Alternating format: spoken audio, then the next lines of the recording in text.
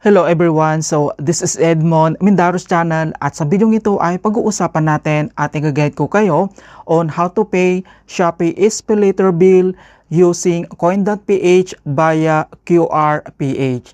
So sa pagsettle naman ng SPayLater bill outstanding balance natin ay pwede rin natin gamitin ang InstaPay QR ng SPayLater payment method code via Coin.ph na wala itong transaction fee. So ito lagi yung ginagamit ko na payment method. Kaya kung mahilig ka gamitin ang SPayLater credit, ito yung recommended na dapat mong gawin sa pagbayad ng bill mo dahil wala po itong transaction fee. Kaya kung hindi mo kabisado kung paano ba isettle yung SPayLater bill mo gamit ang InstaPay, then stay tuned ka lang at start na natin. So, ang next step ay kailangan mo lang i-open dito or mag-login ka lang sa iyong Shopee app and then click mo lang. At dito lang sa ating Shopee profile homepage and then kailangan mo lang mag-scroll down. Okay, so under lang dito sa financial services, kailangan mo lang i-select dito yung SPayLater. Ayan, so madadirect ka agad tayo dito sa ating SPayLater. So since ginagamit na natin itong SPayLater at mayroon tayo ditong outstanding balance na kailangan natin i-settled. Okay, so makikita mo naman dito yung available credit natin.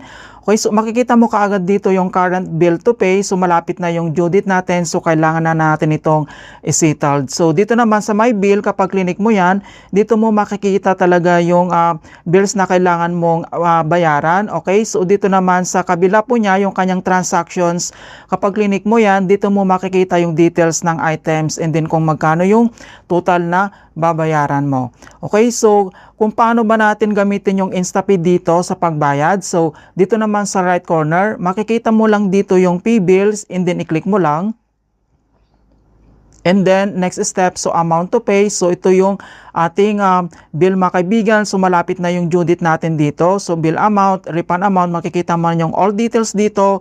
And then dito naman sa baba, kailangan mo lang itap dito yung pay now. Okay, in another step, so amount to pay, so total amount. And then, dito naman sa baba, kailangan mo lang itap dito yung pay now. And another step, dito na tayo sa confirm payment. So, dito naman, pwede mong iselect dito yung other payment method. So, i-click mo lang dito yung view all payment method.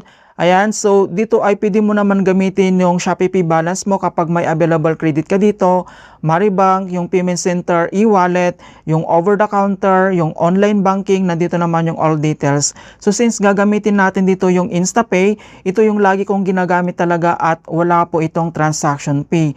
So enjoy free and instant repayment with GCash, Maya Banks, and then other e-wallet. Okay, so kailangan mo lang itong i-select. So dito lang sa right corner, kailangan mo lang i-click dito yung kanyang circular icon. So once na-select mo na siya, and then dito naman sa baba ay kailangan mo lang itap dito yung pay now. Okay, so dito na tayo sa another step na payment. So total payment, makikita mo naman dito yung amount.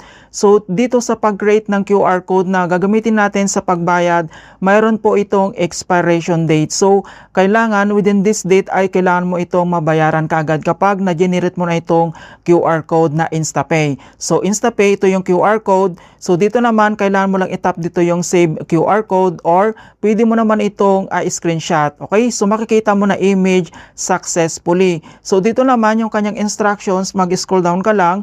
Nandito naman, napakadali lang naman talaga itong sundan. Okay, so nandito naman yung kanyang 4-step method. So itap mo lang yung QR code, open yung e-wallet or mobile banking app, and then click mo lang dito yung pay via QR code. Ayan, so makikita mo na after successful payment, your bill repayment will update in real time.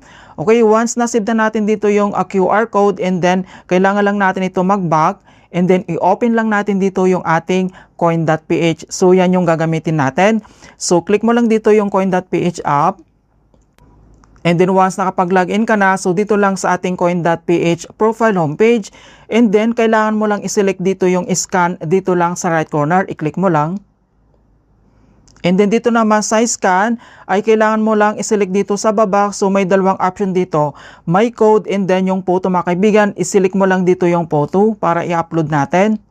And then kailangan lang natin i-select dito yung na-save na QR code, yung payment natin or yung na-screenshot. So select lang natin dito yung QR code. And then, click mo lang dito yung done. And wait lang natin. Ayan, so makikita mo naman dito na ito yung amount natin sa ating SPayLater bill na kailangan bayaran. So, nandito na yung full amount. Okay, so Shopee Pay. And then dito naman sa baba, kailangan mo lang itap dito yung confirm. Okay, so another step, dito na tayo sa select payment asset. So total to pay, ito yung amount natin, including fees, wala po talaga. So makikita mo dito na transaction fees, 0 po siya dahil free, mga kaibigan, yung kanyang transaction fee kapag ginagamit natin yung SPayLater na InstaPay natin. Ayan, so kailangan may available balance din ang iyong account dito sa coin.ph. Okay, so dito naman, kailangan mo lang iselect dito mga kaibigan dahil since gagamitin natin dito, so iselect mo lang yon yung circular icon. Okay, so once na-select mo na dito yung amount, dito naman sa baba, kailangan mo lang itap dito yung continue. And another step, dito na tayo sa confirm payment. So Shopee Pay, so amount, yung kanyang transaction fee, 0 po siya. And then payment, galing lang sa ating coin.ph wallet. And then yung notes, optional lang naman yan. And then dito naman sa baba, kailangan mo lang itap dito yung continue to pay. Click mo lang. Ayan, so kailangan lang tayo mag-biometric authentications or i-enter mo lang dito yung coin.ph pin mo para ma-authorize yung payment natin. So gamitin lang natin dito yung scan fingerprint.